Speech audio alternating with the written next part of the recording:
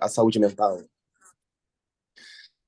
Qual a relação da atividade física com a saúde mental? Será que a neurociência ela consegue validar essa hipótese que a gente está afirmando? Então, sim, a gente vai responder algumas perguntas e o objetivo não é esgotar nenhum tema. O objetivo é único e exclusivamente trazer reflexão para quem está ouvindo e quem está ouvindo vai ter a responsabilidade de tomar ou não a decisão. Então, aqui não existe verdade absoluta, não existe questões de juízo, de ética, de moral. Cada um faz o que acha correto. Eu faço o que eu acho correto, o Rafael faz o que acha correto, e ninguém vai conseguir mudar isso, porque isso é um modelo cognitivo de percepção.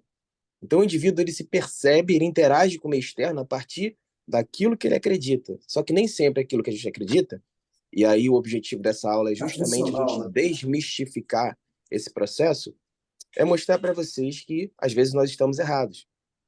E a definição de delírio é a crença errática em alguma coisa, Sabe que gerando comportamentos disfuncionais. Então a gente vai falar um pouquinho aí na aula para vocês sobre a alguns conceitos gente, bem pois importantes.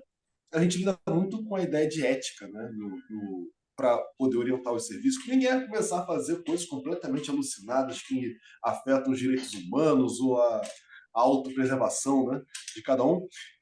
Mas uma das coisas que eu costumo falar muito nos meus atendimentos é justamente a diferença entre moralidade, que não está aqui nesse quadradinho, aqui, aliás, no meu consultório, que não está aqui.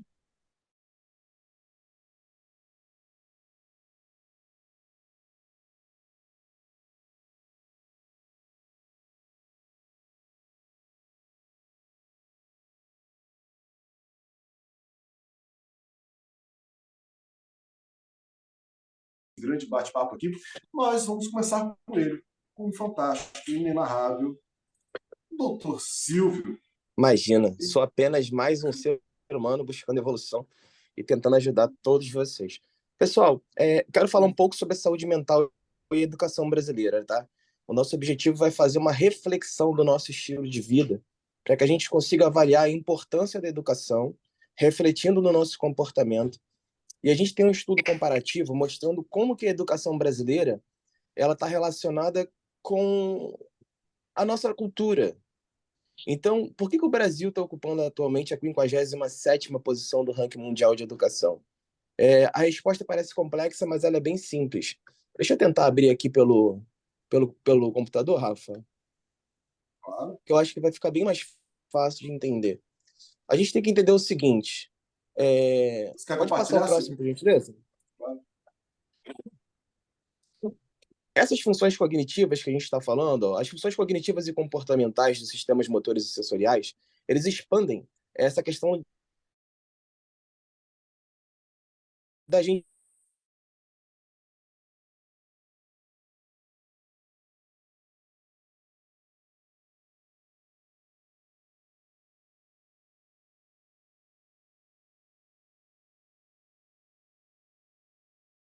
avaliar. Porque eu coloco até aqui o áudio e fica melhor.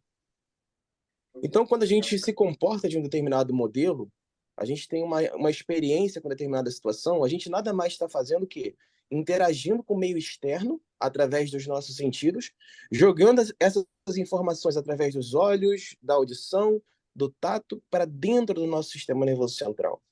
Então, o que acontece com o indivíduo que tem uma fobia, por exemplo? O indivíduo ele observa um cenário externo, seja através do. Ah, eu escutei um leão rugindo. Eu escutei muitos casos, a minha mãe gritando. Então, esses estímulos externos fazem com que nós processemos dentro dos nossos neurônios informações, e essas informações elas podem ser funcionais, ou seja, boas para o indivíduo, ou elas podem ser ruins, gerando comportamentos desadaptativos e sistemas de transtornos psíquicos. Então, qual é a importância que nós damos para os estímulos externos? Essa é uma grande parte da filosofia estoica, que inclusive o Rafa ele pode organizar uma aula nesse sentido, para que a gente perceba que o estoicismo. Ah, Silvio, o que tem a ver a filosofia com a psiquiatria, com a saúde mental? Consegui aqui, Rafa. Você já pode clicar aí para trocar a tela, viu? Consegui. Deixa eu só tirar aqui.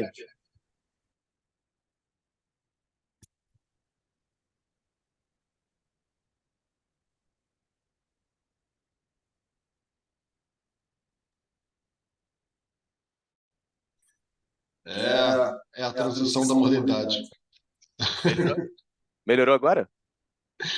Cara, Cara, você já você era já era incrível, agora incrível, só ficou agora só melhor. ficou melhor. Deixa eu só botar o vídeo aqui. Iniciar o vídeo vai ficar muito melhor. Ah, agora sim. Muito melhor, nossa, nem compara. Volta por gentileza no slide anterior. Sim. Olha que interessante isso, pessoal.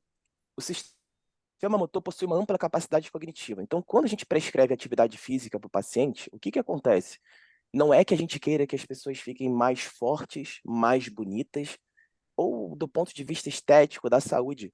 O que acontece é que quando a gente está preocupado em melhorar a nossa inteligência, os nossos resultados na nossa vida, para tomar melhores decisões, o fato de você praticar atividade física, aí veja bem, ir para a academia não é praticar atividade física. É necessário respeitar os princípios do treinamento desportivo. Eu sou educador físico também, eu não sei se falei para vocês. Intensidade, assiduidade, é necessário ter uma alimentação específica.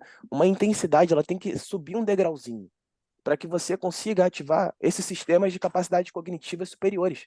Porque quando você faz atividade física, você se torna mais propenso a ficar mais inteligente. E não é inteligente do ponto de vista intelectual, é inteligente do ponto de vista de neuroplasticidade, de você formar novas redes neurais, novas conexões de diferentes áreas do cérebro, que vão permitir que você consiga tomar decisões mais inteligentes. Então eu falo assim, atividade física é uma coisa que eu não gosto. Tudo bem, você tem todo o direito de não gostar da atividade física.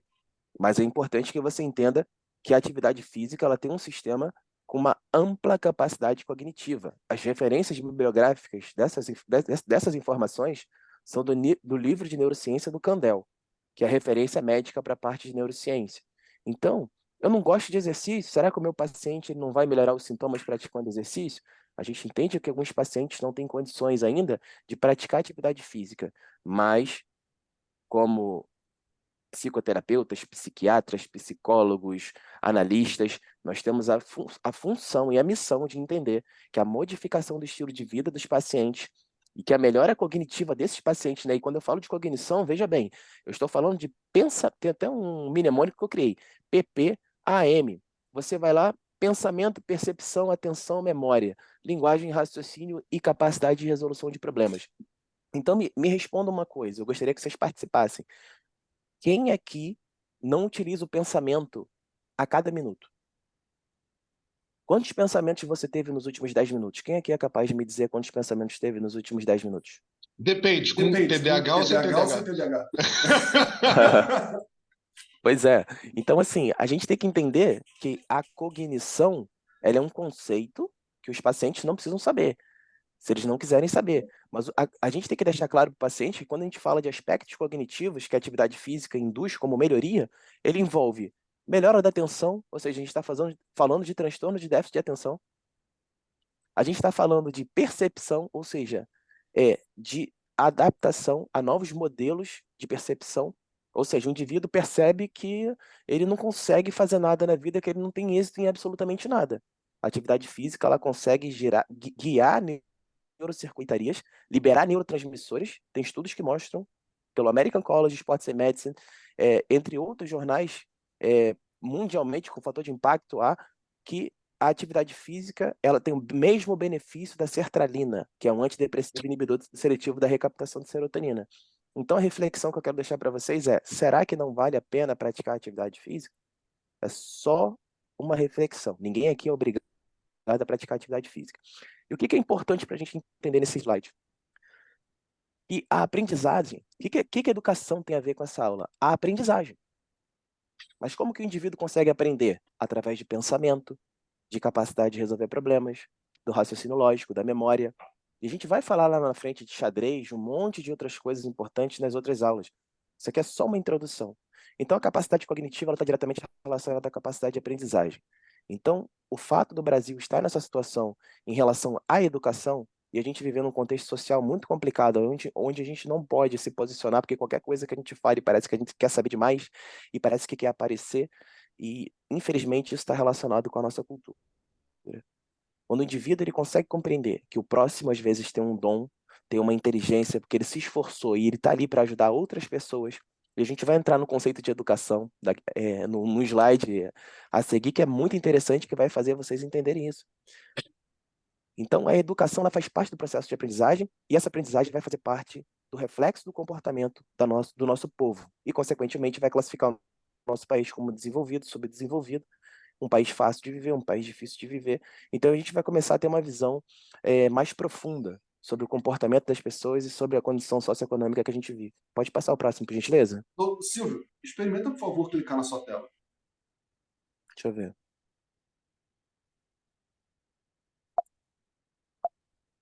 Cliquei aqui, não foi não. Deixa eu ver se eu consigo colocar aqui. Você não conseguiu passar não, Rafa? Deixa Não, conseguiu, eu consigo. Aqui eu coloquei você como. Clica na tela e não foi? eu ver. Foi, Ah, viu? foi. Então aqui a gente vê aqui na tela, não sei se o meu cursor aparece para todo mundo quando eu boto na tela. Sim. Então a gente percebe que a gente tem aqui, ó, a indústria farmacêutica evoluindo novos medicamentos, os antidepressivos, inúmeras outras terapias. E o que que a gente vê no nosso consultório? Ah, o paciente XY melhorou da depressão, mas ganhou 15 quilos. Doutor, eu não quero ganhar 15 quilos. Inclusive, uma das aulas que a gente vai fazer vai falar sobre os malefícios do uso dos antidepressivos e do uso de estabilizadores de humor, porque eles estabilizam o humor, eles melhoram sim. Alguns pacientes têm indicação sim de antidepressivos, mas nem sempre esse é o melhor caminho, tá? Então a gente vai ter que alertar vocês, por exemplo, eu tenho uma arritmia e aí eu vou fazer um medicamento. Qual medicamento que eu vou fazer? Será que esse medicamento que eu estou fazendo vai alterar o meu eletrocardiograma e vai me deixar mais suscetível a ter arritmias? Então, por exemplo, as doenças psiquiátricas elas precisam ter doenças clínicas e toxicológicas descartadas para que a gente consiga dizer que o indivíduo, de fato, é um paciente que precisa do medicamento e, acima de tudo, que aquele medicamento é seguro e eficiente para aquele perfil de paciente. Então, a gente vive numa era onde tem muita saúde, muita tecnologia, nós temos muitos estudos na área de genética, medicina, tudo está evoluindo. Mas por que que a gente está entrando numa pandemia de saúde mental e por que que a gente nunca sofreu tanto psiquicamente falando, se a gente tem todas as informações, como mostra aqui esse livro aberto, disponíveis? Por que que essa cabecinha aqui, ó, que está queimando, que significa o burnout, por que que os nossos ambientes de trabalho estão cada vez mais difíceis da gente trabalhar? Por que que os chefes estão cobrando cada vez mais, gerando cada vez mais pressão sobre a gente? Então, isso reflete um pouco do estado emocional dos nossos chefes, que às vezes não sabem lidar ali com as questões de gestão. Eu fiz gestão também. Então, quando você quer resultado, você tem que saber entender que um colaborador produtivo é um colaborador que tem saúde mental. Ele está feliz em executar aquela função e ele sabe que ele precisa se esforçar para melhorar, para executar aquela função. Então, gritaria, pressão, isso só gera estresse. E se você não souber gerenciar esse estresse, você vai acabar entrando na síndrome de burnout, que é o que a gente vê todo dia no hospital. Só ontem foram 4 pareceres para pacientes que são colaboradores das empresas que eu trabalho. Então a gente tem que aprender a gerenciar essas pressões, essas cobranças, para que nós venhamos a aprender a nos adaptar a esse novo modelo socioeconômico de pressão por resultados e trabalhar com métricas. Então, às vezes, nós vamos ter um chefe que não vai ser o nosso pai, nossa mãe, ou uma pessoa que nós gostaríamos que fosse. Todavia, nós teremos que lidar com essa pessoa e entender que aquele perfil de chefe, você precisa aprender a lidar com ele.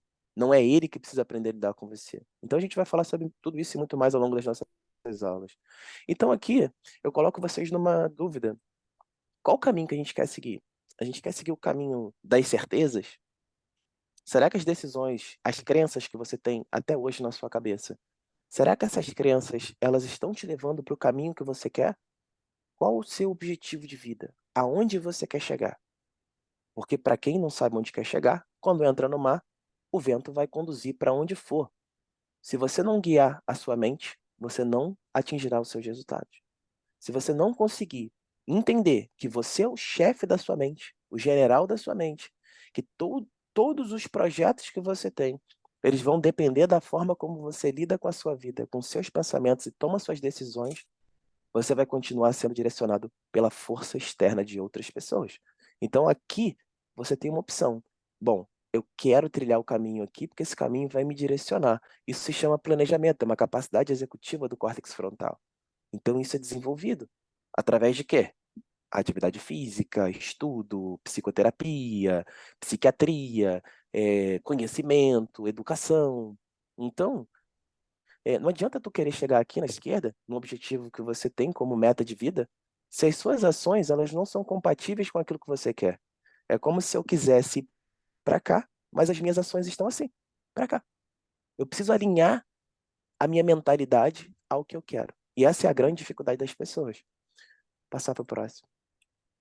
Você, pode clicar na tela aí.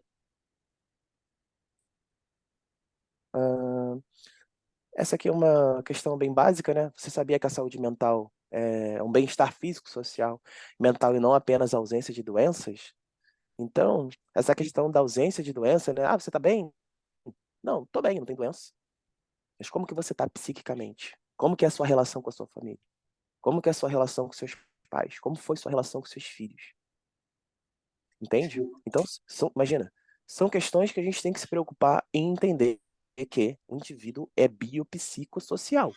Ele depende da sua biologia, ele depende da sua psique e ele depende do meio externo pelo qual ele está inserido. E social, entenda-se, casa, família, pessoas, amigos e trabalho, onde nós passamos grande parte do nosso dia.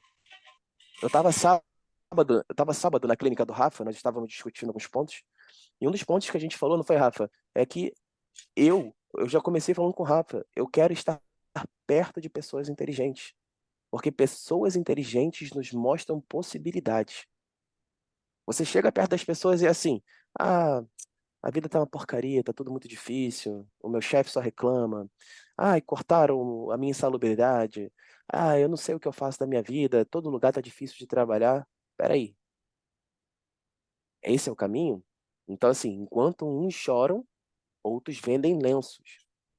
Existem duas formas de você analisar o cenário socioeconômico e as possibilidades que você tem na sua vida.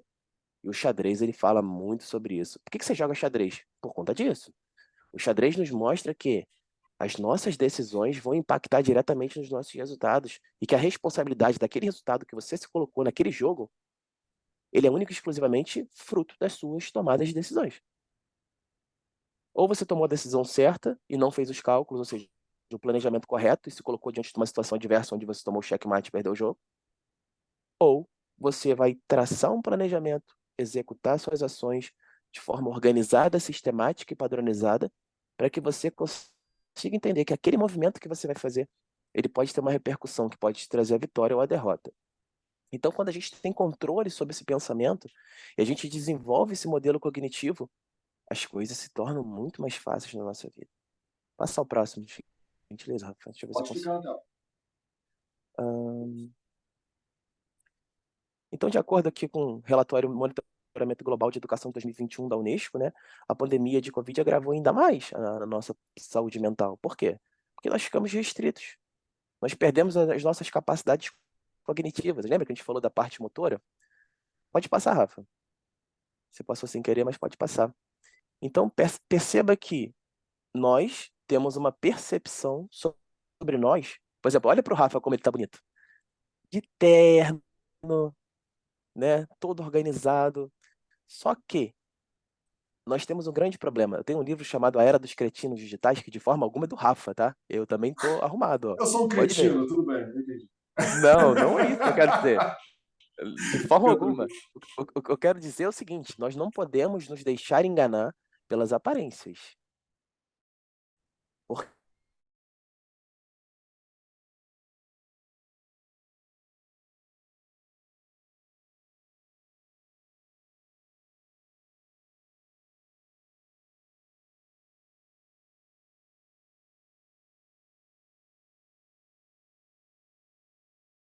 Porque ó, vocês conseguem ver meu cursor?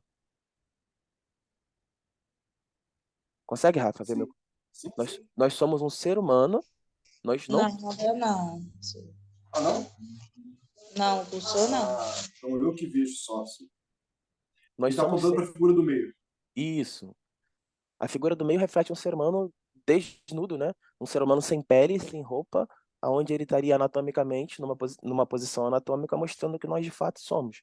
E quando nós olhamos mais profundamente para esse ser humano, nós vemos que aqui na cabeça dele nós temos um cérebro.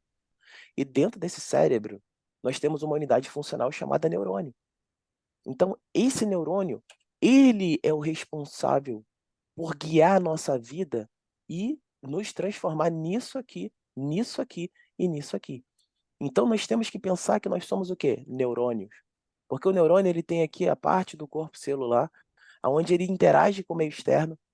Eu tenho um estímulo. Eu ouvi um grito aqui agora. Ouvi um grito, essa visão, essa audição foi estimulada e o meu sistema sensorial percebeu que houve um estímulo externo. Esse estímulo externo ele é direcionado para dentro do neurônio, do corpo do neurônio, e existe um processamento de informações. Espera aí, que estímulo externo foi esse?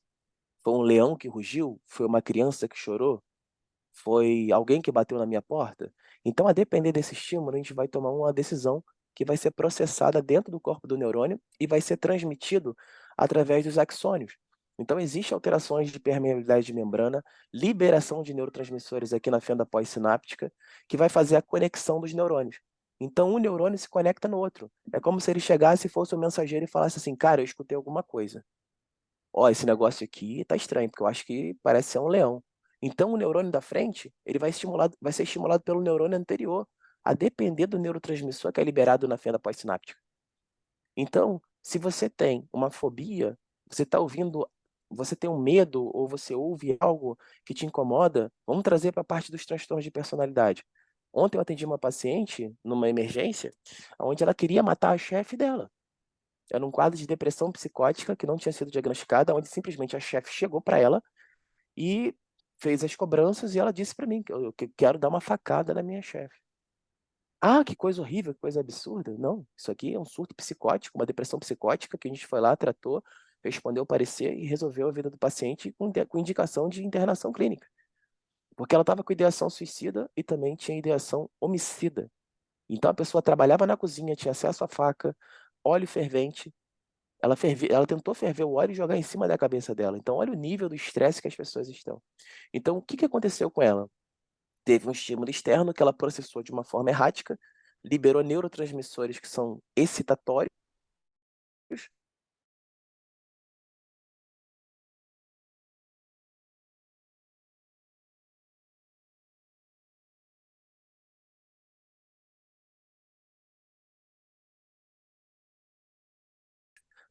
E aí eu vou te perguntar, o que é pensamento, né? O pensamento, olha que interessante, Rafa. Deixa eu só colocar esse lado aqui. O pensamento é o ato de pensar, de tomar consciência, de refletir ou meditar. A faculdade de conceber, de combinar, comparar ideias, inteligência. Então, por exemplo, quando você fala de pensamento, você está falando de tomar consciência sobre alguma coisa. Então, eu tenho que tomar consciência de que os estímulos externos me afetam. E qual é a forma que eu lido com esses estímulos externos? Eu fico com medo? Eu fico ansioso? Eu fico deprimido? Eu preciso da validação externa de alguém para eu tomar uma decisão?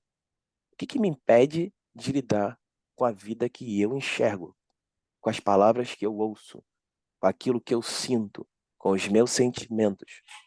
Então a gente foge do campo da neurociência e entra no campo da abstração. E no campo da abstração é muito interessante, por quê? Porque nós somos seres que temos um cérebro capaz de fato.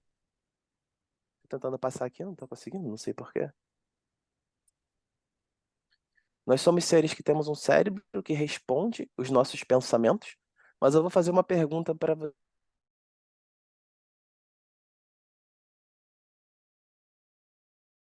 Se originam os nossos pensamentos? Existe algum livro, algum artigo que mostre para a gente de onde surgem os nossos pensamentos? Alguém tem essa resposta?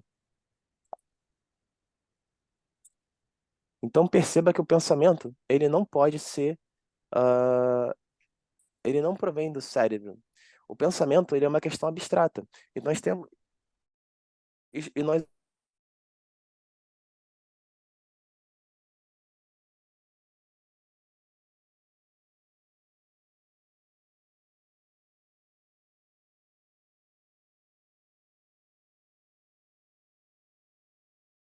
exa- exata, exatamente, Rafa. Então, a gente tem que entender que a parte o nosso cérebro, ele vai responder a pensamentos. Os estudos da neurociência, eles mostram para a gente que o nosso pensamento estimula áreas do cérebro e essas áreas do cérebro vão modular comportamentos. Então, a depender daquilo que a gente pensa, a gente vai ativar áreas no nosso cérebro, no nosso sistema nervoso central, que vão gerar vias, que a gente chama de neurocircuitaria. E essa neurocircuitaria, ela vai ser a responsável por modular o seu comportamento. Então, você vai criar o seu comportamento através dos seus pensamentos, que são abstratos, ou seja, aí você vai ter que ter muito autoconhecimento, muito conhecimento filosófico, muito conhecimento de psicoterapia, de psiquiatria, de psicologia, para que você consiga compreender que os seus pensamentos vão interferir diretamente na modulação do seu comportamento através da ativação neuronal e da liberação de neurotransmissores. Então, a coisa é muito mais complexa do que parece. Então, a questão do abstrato, ela se refere não a um conceito físico, porque ela não é mensurável. Então, o fato de você acreditar em algo, ainda que esse algo seja mentira, ele vai gerar em você, sim, uma modificação a nível neuronal de neurotransmissores e você, acreditando numa verdade ou numa mentira, você vai arcar com as consequências disso. Por isso que eu trago a reflexão em que nós estamos acreditando, porque a definição do delírio é justamente você acreditar em aspectos falsos. E quando você acredita em algo falso, você cria um algoritmo de destruição no seu cérebro. Eu vou mostrar para vocês algo muito interessante. O Jung, por exemplo, ele fala da mente além do espaço-tempo e seus arquétipos coletivos. Então, será que tudo pode ser mensurado? Será que a gente pode reduzir o ser humano a uma simples análise de neurociência? Ou será que existe algo muito mais complexo, como disse Shakespeare, que existem muito mais coisas entre o céu e a terra do que julga a nossa vã filosofia? Então, nós temos que nos policiar sobre o nosso pensamento, porque o nosso pensamento vai estimular o nosso cérebro. Consegue passar para mim, Rafa? Claro.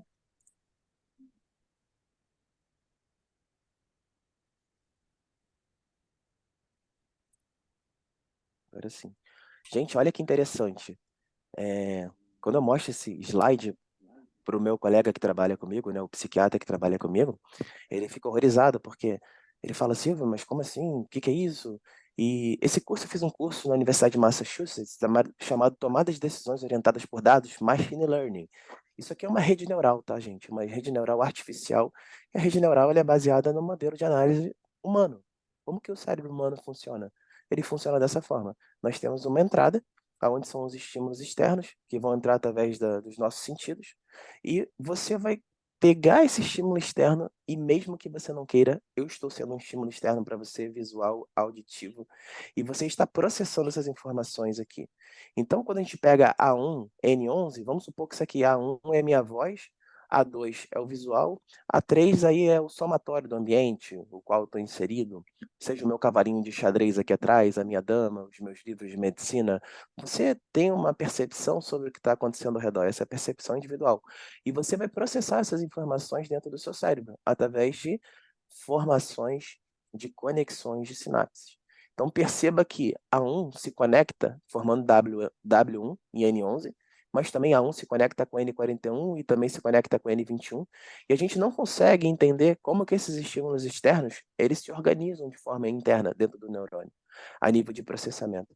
Então, eu vou passar um slide aqui bem interessante que nós chamamos de hidden layer, que são camadas ocultas. Nós temos os estímulos externos que são inevitáveis, mas o processamento que ocorre dentro do nosso sistema nervoso central, através dos nossos neurônios da unidade funcional, tá dando um fundo aí, né, Rafa? Alguém Agora tá. melhorou. Tava com o microfone aberto, né? Os estímulos externos que nós temos que lidar, que são os agentes estressores do nosso dia a dia, o chefe, a mãe, o irmão, o marido, o filho, os problemas do trabalho, os problemas da vida, os boletos, eles são isso aqui, ó, A1, A2, A3. A forma como nós lidamos com a 1, A2, A3 é que vai determinar como que nós vamos liberar os neurotransmissores para N12, N22, N32, N42. Então, como que eu lido com os meus estímulos externos? Estressado? Eu vou liberar noradrenalina e epinefrina através da medula suprarrenal e vou viver numa situação inflamatória crônica, que as doenças psiquiátricas, a ansiedade, elas são doenças inflamatórias e cronificam. Então você tem um aumento do cortisol. E esse cortisol vai prejudicar a sua vida, te mantendo no status de cronificação do estresse. E esse cortisol gera hiperglicemia, gera fragilidade capilar, ele gera alterações imunomodulatórias em termos de sistema imunológico. Então pode ver que o paciente às vezes chega no consultório e ele fala assim, olha, eu estou me coçando muito. Às vezes a queixa de um simples ato de se coçar o dia inteiro já é o suficiente para tu fechar um transtorno psiquiátrico quando você exclui causas clínicas e causas toxicológicas. Então, às vezes, a E manifestação. Pode falar, Rafa. não, essa coisa da coceira, né? É que nós esquecemos muitas vezes que a pele é o nosso maior órgão. E uma crise de ansiedade pode provocar irritação na pele, pode provocar alergia. Pessoas que sentem coceira no nariz é porque elas estão geralmente incomodadas com estar presentes no ambiente, com timidez, coisa do gênero, e você aumenta o seu fluxo sanguíneo e sua pele fica muito sensível, né? Então, É, muitas vezes, uma pessoa aparece com alergia, ou coceira, ou coceira, ela pode ter um excesso de cortisol presente, né? sim. Então, é interessante que muitas vezes você consegue tratar a alergia fazendo meditação, né? E É aí, interessante. e aí o indivíduo ele vai no dermatologista e ele não consegue melhora do quadro dele. E a gente tem saiu até do CID-11, né? Essa nova terminologia. Ontem essa paciente, uma outra paciente que eu atendi, ela tinha síndrome do colo irritável. Então ela tinha gastroenterite, né? A vulga de diarreia, porque ela vivia estressada e não entendia por quê. E foi no gastro e o gastro prescreveu N medicamentos, quando na verdade ela tinha um quadro de depressão e um quadro de transtorno do estresse pós-traumático. Então o tratamento dela seria psicoterapia e inibidor de seletivo de recaptação de serotonina. Então, para ela melhorar da alergia, não adianta ir no dermato. É claro que nós temos que afastar doenças clínicas, por isso que é importante saber clínica médica e saber o histórico do paciente, para a gente saber direcionar o paciente para receber o melhor tratamento, porque nem tudo é psiquiátrico. Isso é muito importante a gente deixar claro. Tá? Eu recebi um paciente na semana passada que eu até comentei com você, Rafa. Me chamaram para avaliar um paciente diabético, 44 anos, e chegou lá desorientado com agitação psicomotora e com histórico de ideação suicida e esquizofrênico. Ah, parecido da psiquiatria. Primeira coisa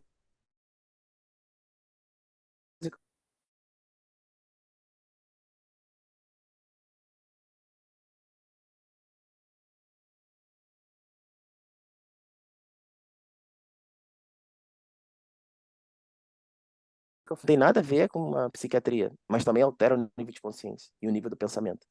Então, não é porque tem ideação suicida, o doente tem outras.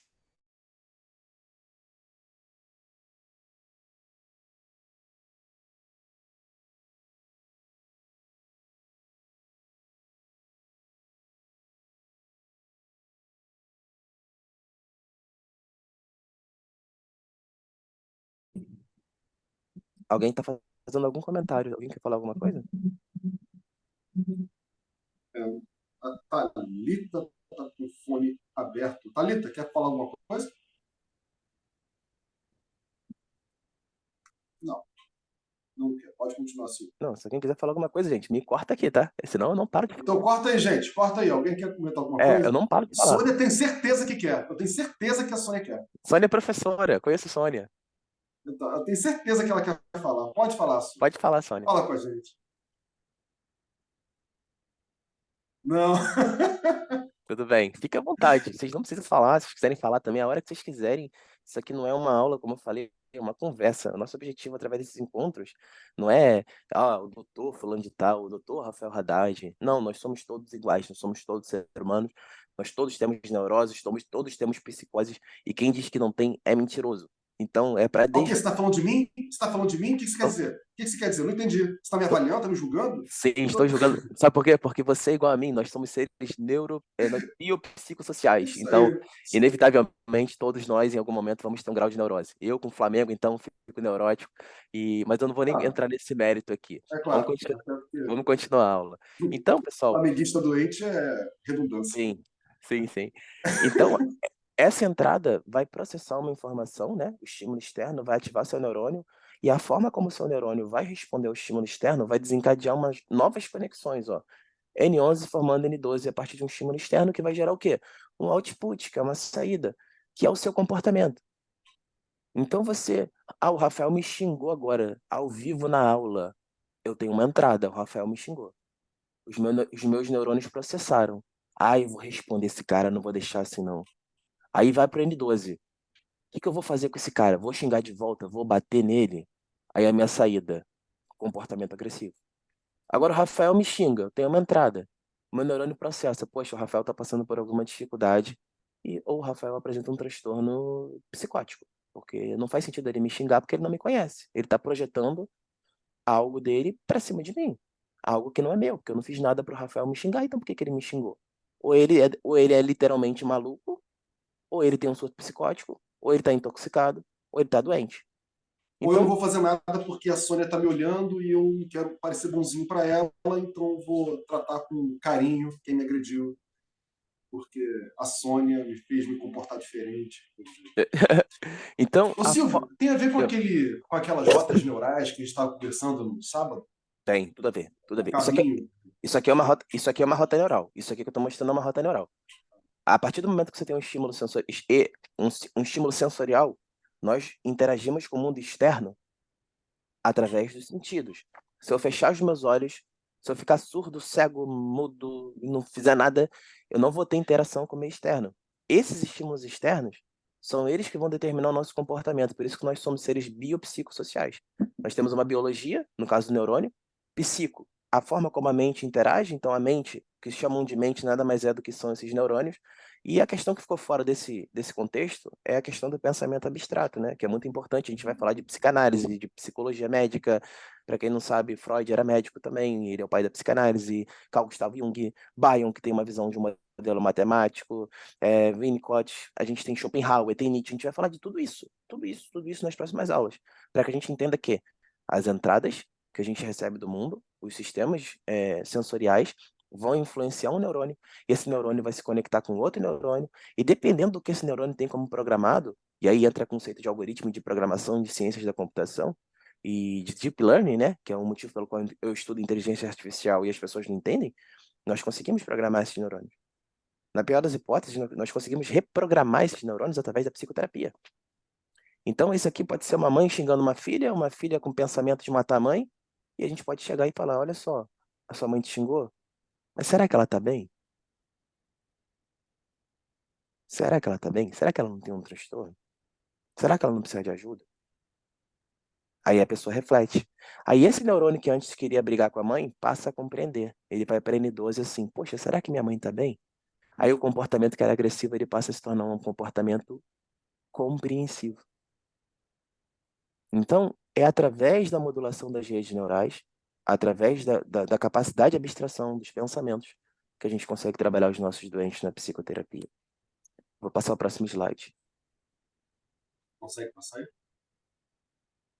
Me ajuda, Rafa? Não consigo. Então deixa Então, eu... então, a compreensão do fluxo dos sinais elétricos através de circuitos neurais, eles originam a mente. Isso é o livro Neurociência do Kandel, tá? Então, esses estímulos eles se transformam em impulsos elétricos. Nós somos seres energéticos. Quem aqui já tocou em alguém e falou assim, não,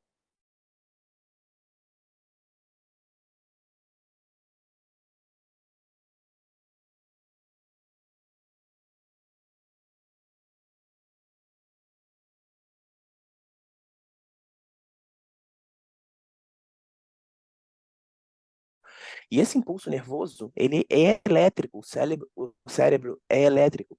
Ele estimula o outro neurônio através da eletricidade. Então, a compreensão do fluxo desses sinais elétricos, ou seja, do caminho que esses sinais elétricos percorrem o nosso cérebro, é que vai ativar os outros neurônios. Então, a gente tem que entender que nós somos o quê? Energia. Energia o quê? Elétrica. E temos outros. E na energia, vocês sabem, né? Elas se modificam, é lei de Lavoisier. Na natureza nada se cria, nada se perde, tudo se transforma. A questão é como nós transmutamos, aí a gente entra em Carl Gustav Jung. Como que eu utilizo a minha energia psíquica? Se você quiser ir para Freud, das energias, das pulsões sexuais, dos desejos reprimidos, são energias. Então, olha como é que a psicologia médica consegue se relacionar com a neurociência e olha como é que a filosofia é tão importante quanto a psicologia médica e está totalmente relacionada com a inteligência artificial, com a psiquiatria, com o comportamento, com gestão. Então, é muito complexo. Por isso que a gente fez esses estudos aqui para mostrar para vocês que é um campo muito complexo. Eu não posso chegar para você e falar assim, olha, eu estou triste, deprimido. Doutor, estou triste, deprimido. Me dá um medicamento. O que aconteceu com você? Você quer um medicamento? Você vai ganhar 20 quilos. Será que esse medicamento vai ter eficácia? Pode ter inicialmente, mas depois pode te gerar uma série de transtornos. Você é jovem? Será que você quer ficar escravo do medicamento? Tem paciente que quer. Tudo bem, eu respeito. Posso fazer nada? Não quer mudar? Tem todo o direito. Mas é nossa obrigação, como psicanalista, psicólogo, como médico, como profissional de saúde mental, como educador físico, como paciente, entender que o medicamento ele pode ajudar sim e ajuda em muitos casos, mas ele não é a solução definitiva para os nossos problemas. A solução definitiva é a capacidade de modificar o nosso modelo cognitivo através da abstração e do entendimento da formulação, da importância da reformulação das nossas redes neurais para gerar comportamentos diferentes. Então, a compreensão desses fluxos, como eu falei, de sinais elétricos, ele é muito importante, porque ele vai originar a mente. O Rafa deu um exemplo para mim na semana passada, onde a gente se encontrou no consultório dele sobre o mato alto. Quando você passa, muitas vezes, tem um mato muito alto ali. E aí você vai passando naquela trilha. Você quer chegar num lugar que é uma cachoeira. Você vai passar pela trilha ou você vai desbravar um mato alto? A tendência é que a gente venha a passar pela trilha, porque todo mundo passa por ali. Mas quando a gente quer um caminho melhor e mais curto e mais rápido, e isso vai do planejamento e da capacidade de tomar decisões, nós desbravamos os nossos próprios caminhos. Então, se eu percebo e analiso o cenário, e eu percebo que se eu passar por esse caminho, eu chego em 1 minuto no meu objetivo. E se eu tiver que seguir o caminho de todo mundo, eu vou demorar 1 hora, eu vou trilhar um novo caminho. Mas o cérebro vai te levar para o caminho pronto, porque o cérebro é preguiçoso. Então é necessário você fazer uma força mental para você desbravar esse mato. Ou seja, você criar uma nova rede neural mais adaptativa, mais funcional, mais eficiente do ponto de vista operacional, para te conduzir mais rapidamente aos seus objetivos, para você atingir os seus resultados. Então, como nós percebemos, como nós agimos, como nós pensamos, como nós aprendemos e como nós lembramos através da cognição. Então, aqui a gente tem questões da estrutura versus pensamento. Então, de onde vêm os nossos pensamentos é uma grande dúvida.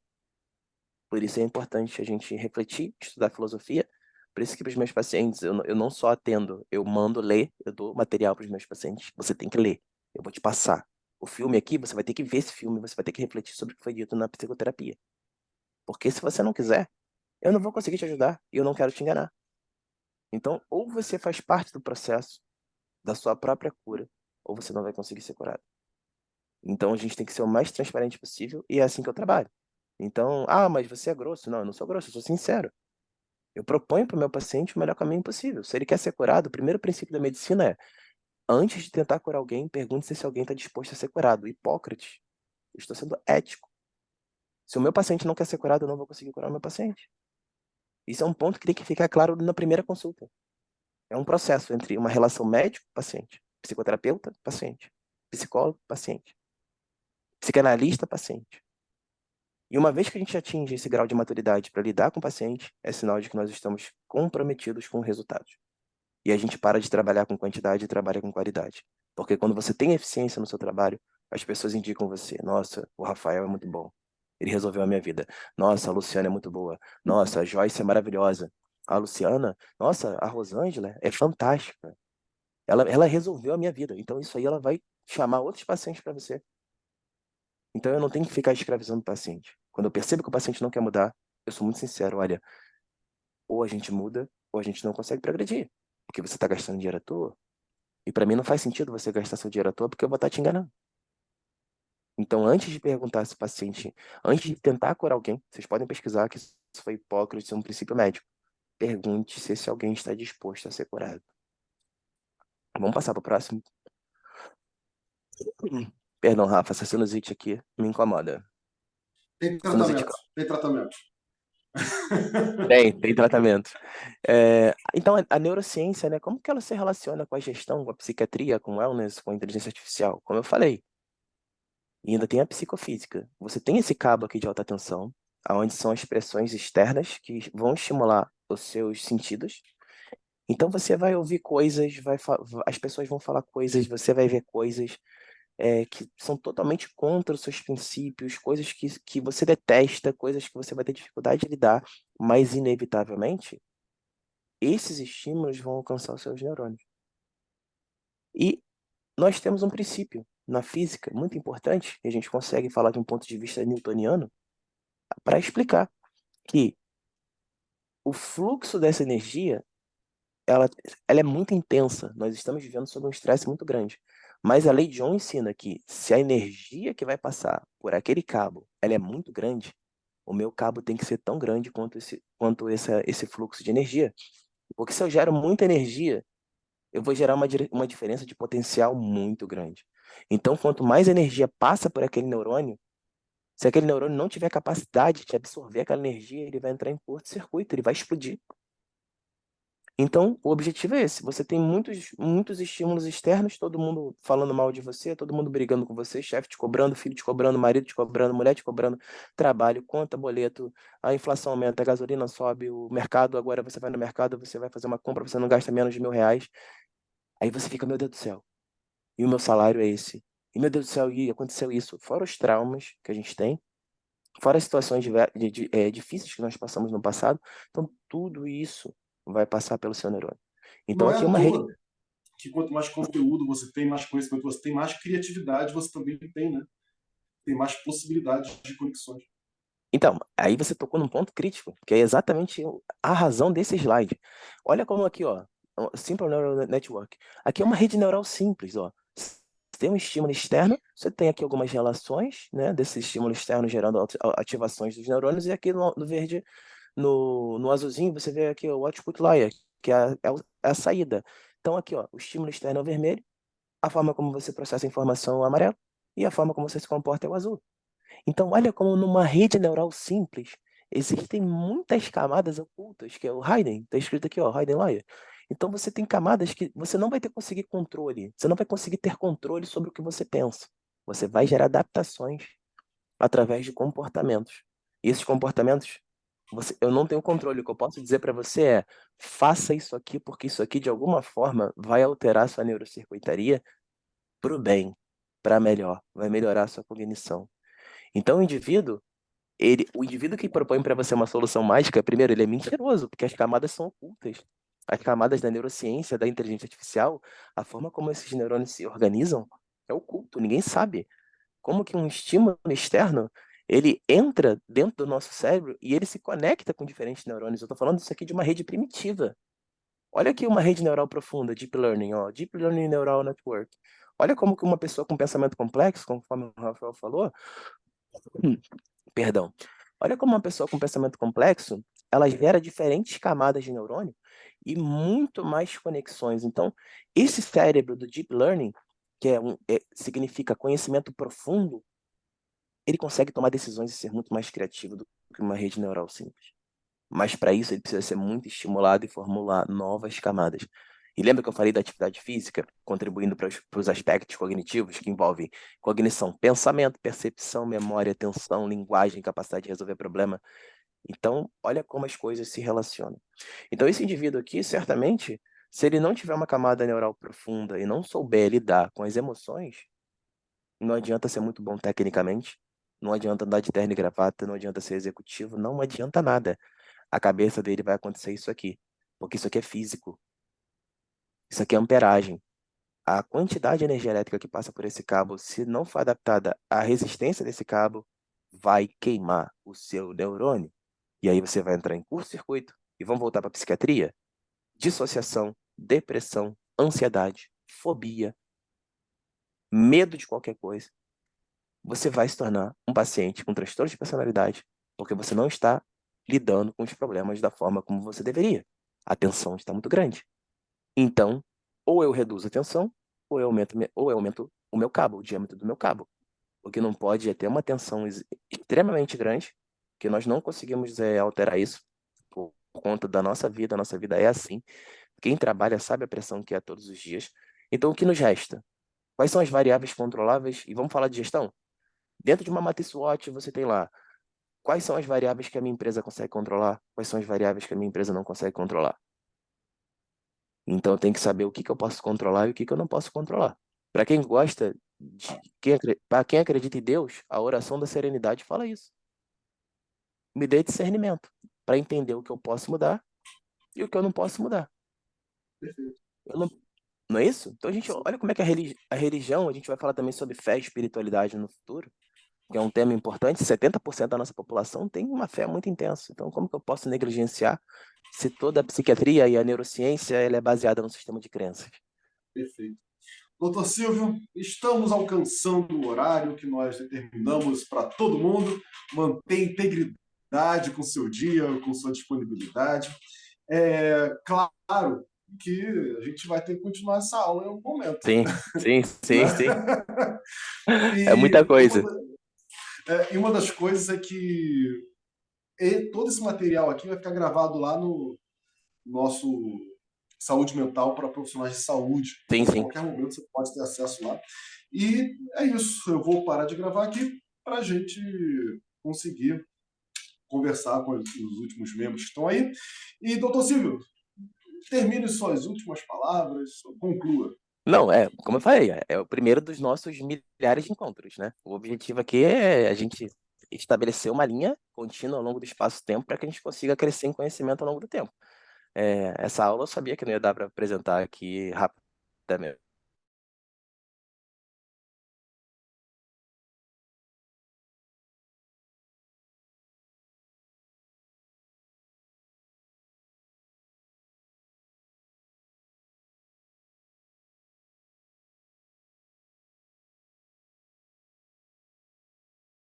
Aí, em algum momento. Ó.